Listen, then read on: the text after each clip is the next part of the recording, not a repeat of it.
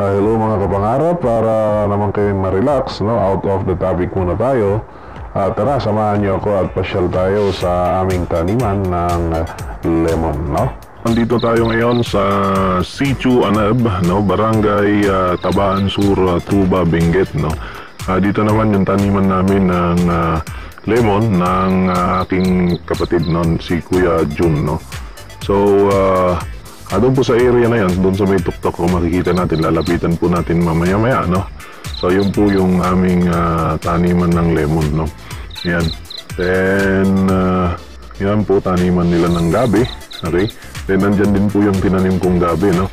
Then, sa may bandang baba, talong naman yung pong tinanim nung pong bunso naming kapatid, no? Yan.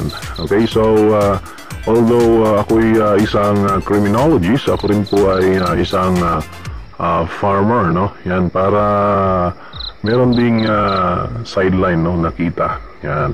Okay, so pinapasya-pasyalan ko lang minsan yung pong aking tinanim, kaya po yung tanim ko is luya at saka gabi, din yung lemon na alagaan po ng aking kapatid.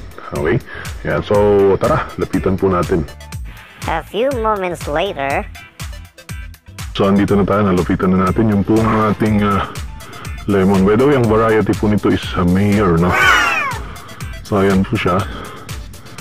Okay, so kakadaan lang po ng bagyong Ulysses, kaya medyo hindi maganda yung ayos. Okay, yan.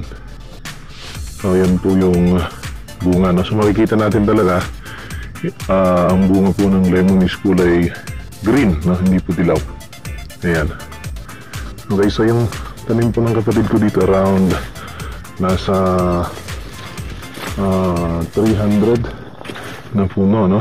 Yan po. Then meron po akong tinanim mga maliliit pa. Yan. Dito. So around May yung pagtanim ko sa kanya. So ito siya, no? Yan. Okay, so 2 to 3 years medyo bubunga na yan, no? Yan. Okay. Okay, so nasa gilid lang po ng kalsada itong tanim namin na lemon, ano, kung makikita nyo. Ayan, so ito po yung kalsada. Yan. Then ito po yung tanim namin. Okay. So Sitio Anab, Barangay Tabaan Sur, Tuba, Benguet po ito. Okay. Yan. So ito po yung halos nasa tuktok na tayo ng area. Okay.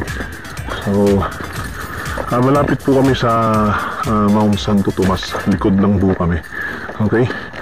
Then, pagtaas dito sa area na ito. Yan. Okay, then ito na po yung bahay. Ayan. So, welcome po.